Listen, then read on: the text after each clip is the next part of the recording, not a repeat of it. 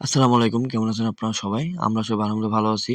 তো আজকে আপনারা আমাদের প্রস্তুতি দেখেই বুঝতে পারতেছেন যে আমরা বারবিকিউ করব। আর শীত আসছে, শীতে যদি বারবিকিউ না করি তাইলে কি আর হয়? তো সেই কারণেই আমরা আজকে সকালে মুরগি-টুরগি কিনে কেটে-কুটে মসলা-টসলা মাখাই একদম মেরিনেট করে রেখে রাখছিলাম। এবং সন্ধ্যার সাথে, সাথে আমরা চলে আসি হৃদয় ভাইয়ের ফার্ম হাউসে।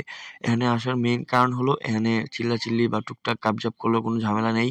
কারণ এখানে আশপাশে কোনো মানুষ নেই। যার কারণে আমরা মূলত এখানে চলে আসছি। তো আজকে এখানে আসার পর টুকটাক যে ঝামেলা আছে এগুলো সমাধান কইরে আমরা মানে সাথে, সাথেই কয়লায় আগুন দিয়ে দেই। কারণ বেশি দেরি করে লাভ নেই। যত তাড়াতাড়ি রেডি হবে তত তাড়াতাড়ি খাইতে হবে। আর মসলা মাখানোর যে স্মেল ছিল সেটা ছিল পারফেক্ট। কিন্তু সবচেয়ে বড় কথা হলো এখানে আমরা লবণ দেই নাই। এটা কেউ ধরতে পারে নাই। এটা হলো সবচেয়ে বড় কথা। তো এখানে যারাই ছিলেন না আজকে উপস্থিত হতে পারেন নাই তাদেরকে আমরা অনেক বেশি মিস করছি।